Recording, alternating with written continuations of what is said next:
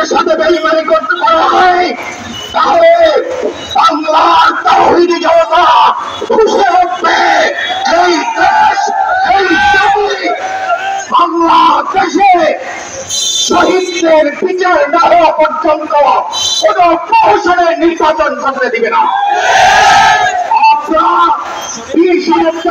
নেতৃত্বে চট্টগ্রামে এক বিপ্লব সাধিত করব, সেই বিপ্লব হবে হাত পাকা প্রতীকের।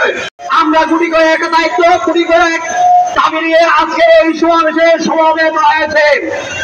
আপনারা জানেন একটি দল ইতিমধ্যে বলেছে তারা এই জুলাই সনদের বাস্তবায়ন নির্বাচিত সরকারের অধীনে করতে চায়। আমরা স্পষ্ট ভাষায় বলতে চাই, এই জুলাই বিপ্লব আপনাদের মতো ফ্যাসিবাদকে বিতাড়িত করার জন্য হয়েছে। ফ্যাসিবাদের স্বীকৃতি দিবে না, কোন অন্যায়কালীন কোন জুলুমবাজ জুলুমের স্বীকৃতি দেয় না। স্বীকৃতি দিতে আপনারা পরিবেশন করবেন। নির্বাচিত হওয়ার পর এই জুলাই সনদের স্বীকৃতি আপনারা দিবেন না।